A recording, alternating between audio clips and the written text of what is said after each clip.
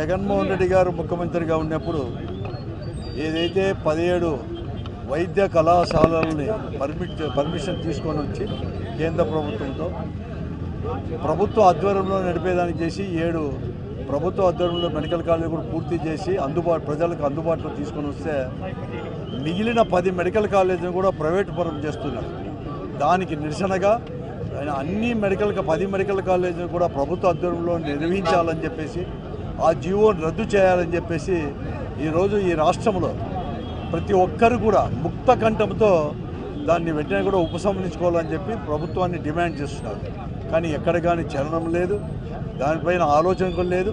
అంతేకాకుండా వైఎస్ఆర్ కాంగ్రెస్ పార్టీ ఆధ్వర్యంలో 1 కోటి సంతకాల సేకరణ కూడా ఈరోజు చాలా ముమ్మరంగా సాగుతూ ఉంది. అనేక మంది కూడా స్వచ్ఛందంగా వచ్చేసి కూడా ప్రభుత్వానికి తెలియజెప్పాలని చెప్పేసి పరోక్షంగా తెలియజెప్పాలని చెప్పేసి ఈ 1 కోటి సంతకాల సేకరణలో కూడా వాళ్ళందరూ కూడా భాగస్వామి కూడా వహిస్తున్నారు, ఎంత కూడా చేస్తున్నారు. అంతేకాదు నిన్న 12వ తేదీ 2 రోజుల కిందట పెద్ద ఎత్తున ఈ రాష్ట్రంలో లక్షల మంది ప్రజానీకం కూడా రాష్ట్రంలో రోడ్లపైకి కూడా రావడం జరిగింది. ముక్త కంఠంతో రోడ్లపైకి వచ్చేసి ఒకే ఒక నినాదంతో వెంటనే దీన్ని ఉపసంహరించుకోవాలి, ప్రైవేట్ పరం చేసేది ప్రభుత్వ ఆధ్వర్యంలోనే చేయాలని చెప్పినా కూడా ఎక్కడా లేకుండా డైవర్ట్ చేసేదో లేకుంటే ఎవరంటే వాళ్ళు చెప్తా అంటే ఇవన్నీ కూడా చేస్తూ ఉన్నారు. అంతకంటే బాధాకరం ఏమంటే, దురదృష్టకరం ఏమంటే, ప్రజల యొక్క మద్దతు ప్రజల ఓటుతో అధికారంలోకి వచ్చిన వారు ఈరోజు ప్రజాస్వామ్య పద్ధతిలోనే తన నిరసన గళాన్ని ప్రజాస్వామ్య పద్ధతిలోనే ఓ రకంగా 1 కోటి సంతకాల్లో భాగస్వామ్యం వహిస్తూనే ఒక కాల్ అనేది కూడా వైఎస్ఆర్ కాంగ్రెస్ పార్టీ ఇచ్చినప్పుడు నిన్న 12వ తేదీ పెద్ద ఎత్తున ముఖ్యంగా యువత పెద్ద ఎత్తున కూడా పాల్గొనడం జరిగింది. వారందరినీ భయభ్రాంతులు చేసేదానికి నిన్నటి రోజు కూడా వారు వెంటనే మరుసటి రోజే ఫోటోలు పెట్టుకొని ఈరోజు పోలీస్ స్టేషన్కి పిలిపించడము, మేము మీ పైన కూడా రౌడీ షీట్లు కూడా ఇవన్నీ కూడా ఓపెన్ చేస్తామన్నాడు.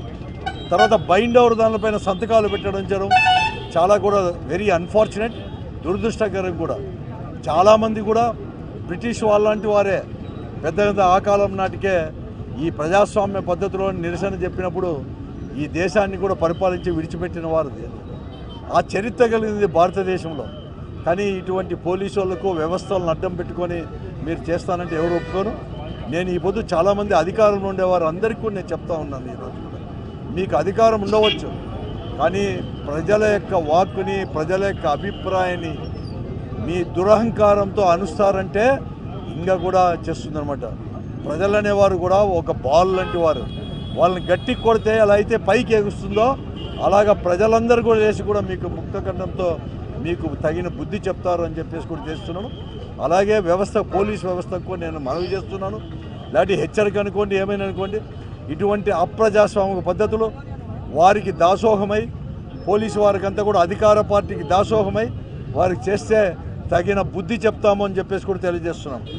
ఇట్లా అక్రమంగా ఎవరినైనా కానీ నిర్బంధించాలని చెప్పి చూసినా కూడా పోలీస్ స్టేషన్లు కూడా నింపడానికి, జనంతో నింపడానికి పోలీస్ స్టేషన్లు కూడా వెనకాడదు వైఎస్ఆర్ కాంగ్రెస్ పార్టీ.